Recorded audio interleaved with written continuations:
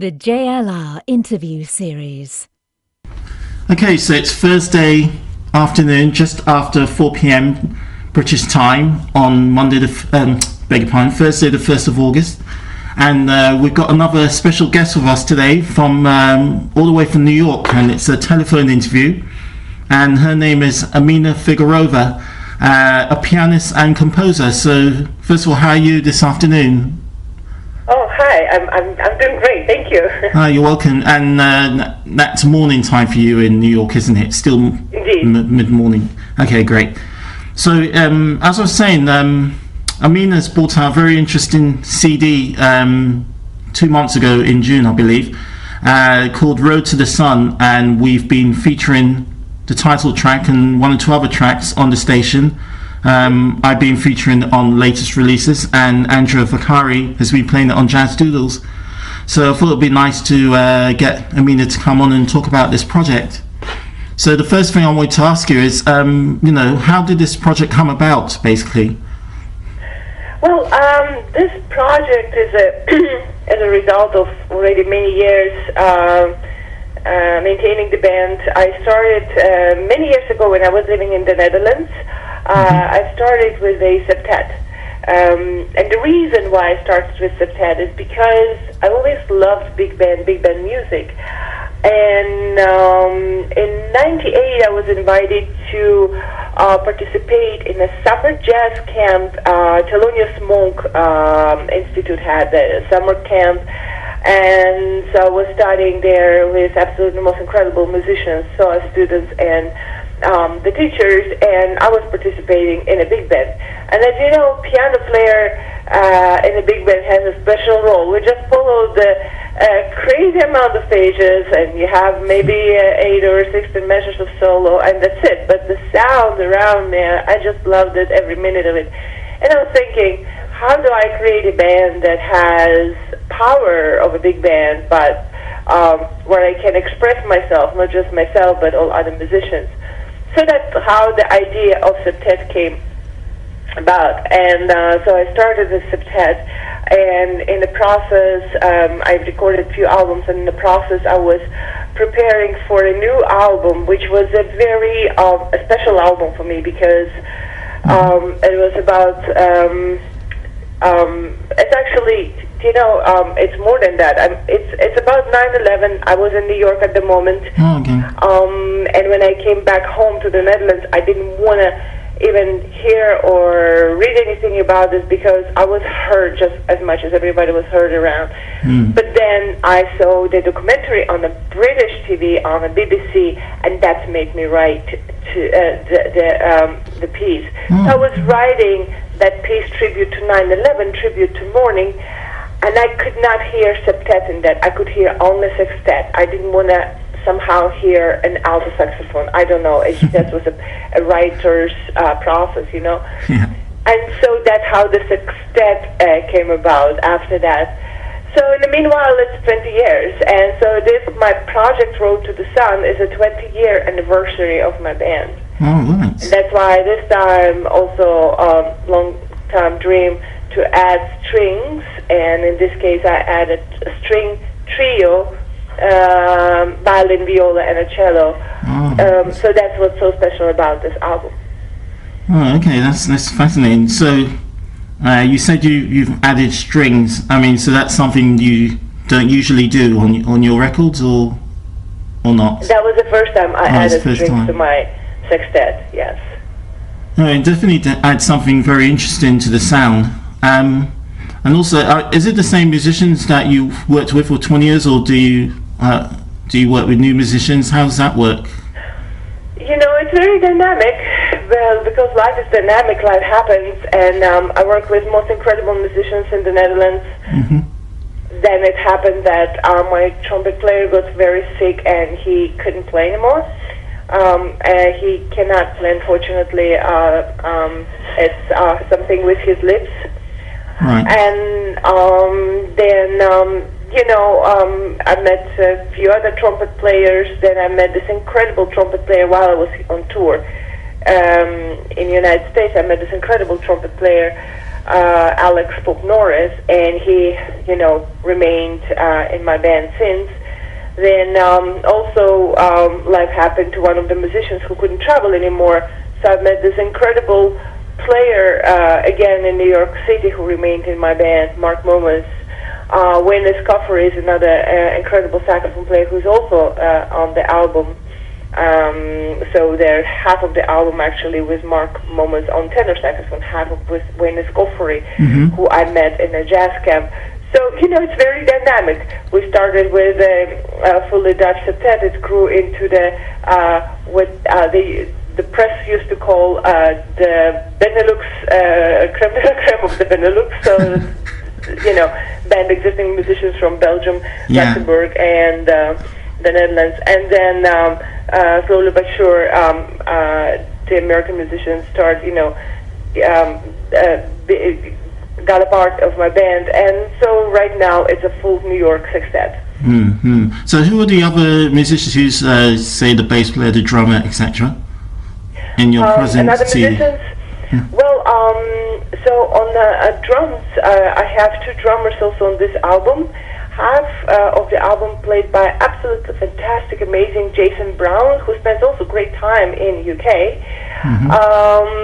He's known for playing with many, many greats as Joey DeFrancesco, Monty Alexander, and he's been with me for a little while already. At the same time, another half of the album, I discovered an incredible drummer when he was 17, and we played in New Orleans.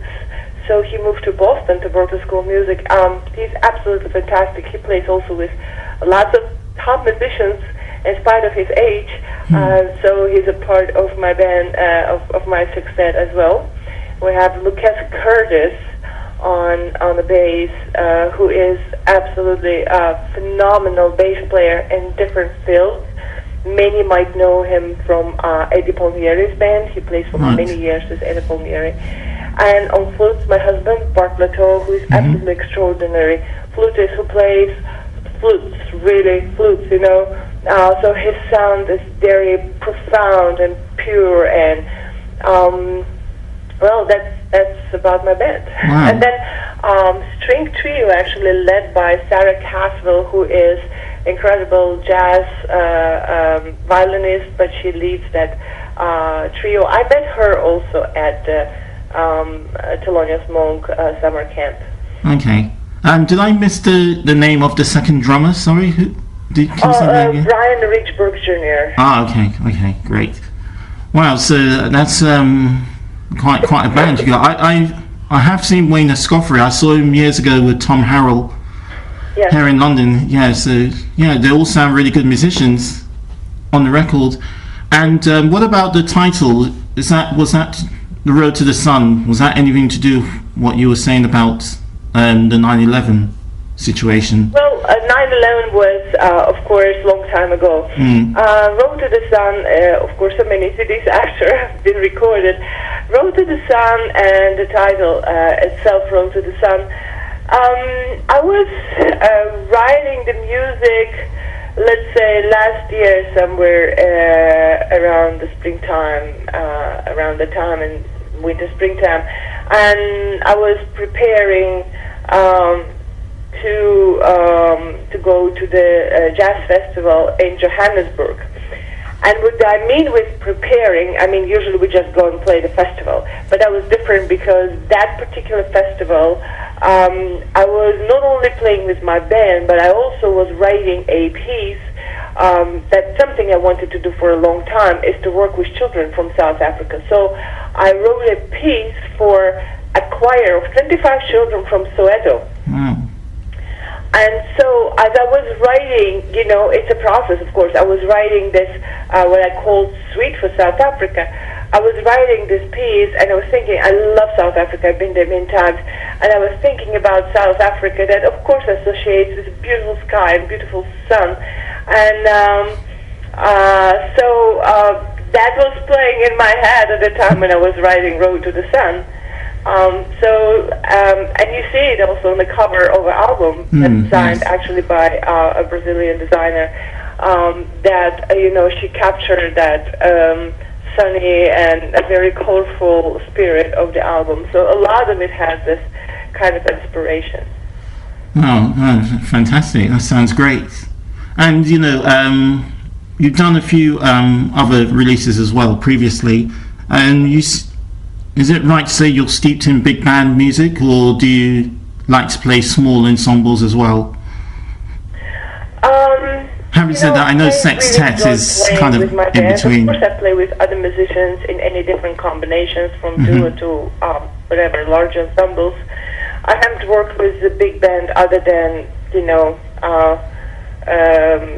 the master classes at the universities. That's when I would occasionally work with big band, but other than that, I mostly play with my group. And I have to say that, of course, I started with the band thinking of the big band, of course. But with the years, you get curious, what else can you do with this band, right? It's a sextet.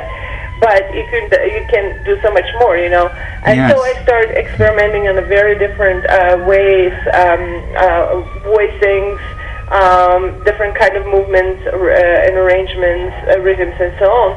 And this particular album has my other experiment, let's say, is the layering of the voices.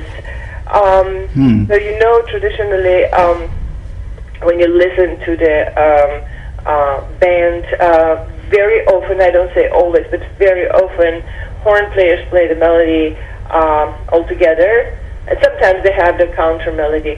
But in this case, I have constant layer, like in case of Road to the Sun, or in case of Cool Breeze, I have constant layer of the voices. So one says one, and another one says something else, and the third one says something else. And it layers, and it develops like a lace throughout the piece.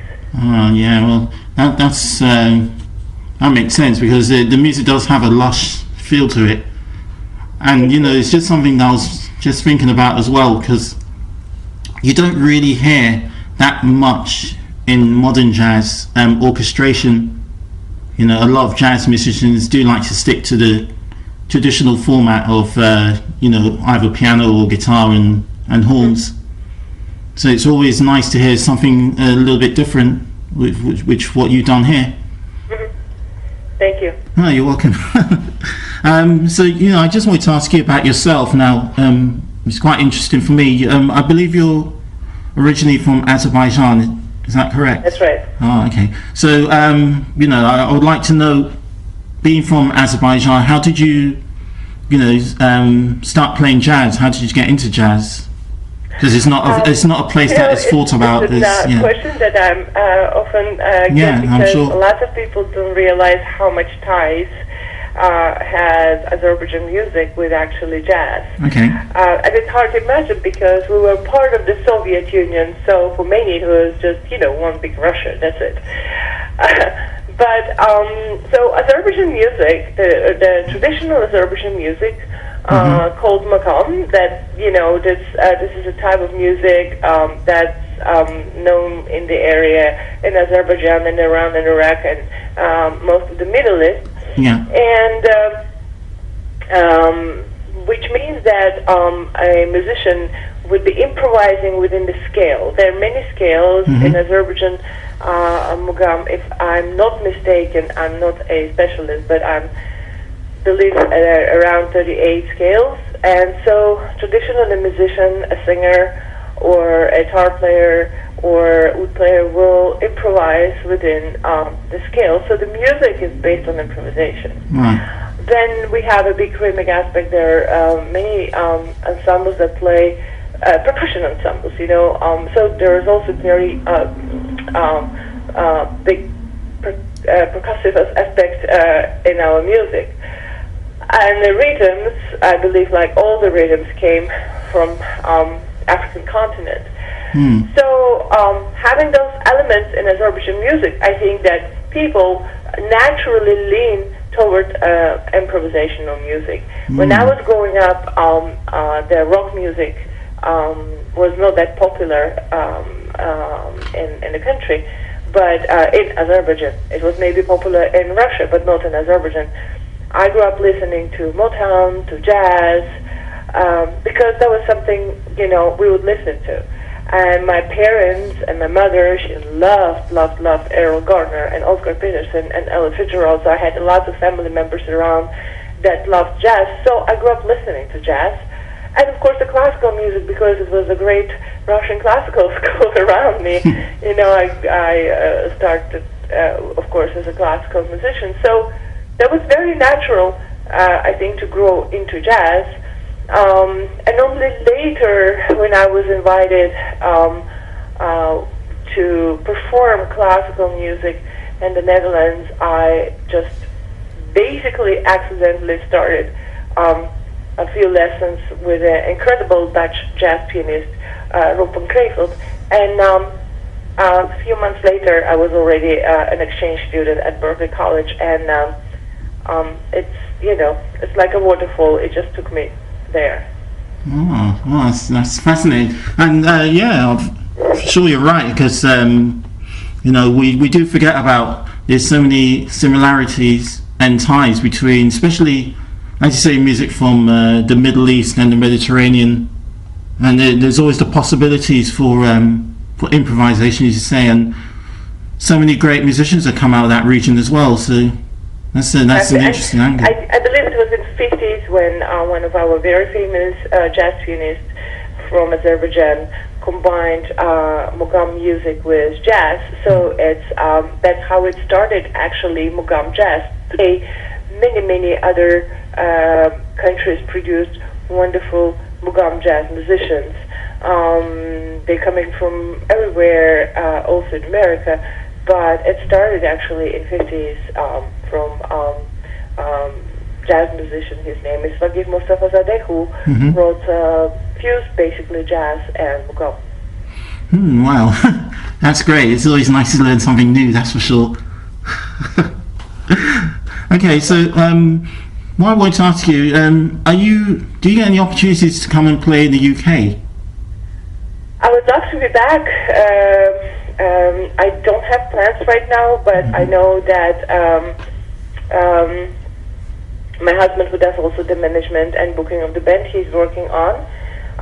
We've played previous years. We played a few times at Ronnie Scott's. We played concerts around London as well in different concert halls and little clubs.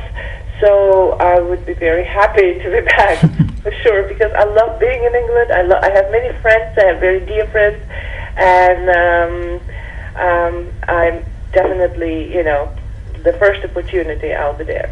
Okay, well, I will definitely look out for that, because it will be great to come and see you perform live, definitely. Thank you. Okay, you're welcome. So, that's it from me. All the questions I wanted to ask today. So, first of all, thanks for the interview, Jazz London Radio. Really appreciate it. Well, thank you so much for having me, and I hope the audience will enjoy the music. Oh, no, there's no question about that. The music is great. They have definitely enjoyed it. Thank you. Okay, thanks for the interview. Thank you. Okay, thanks.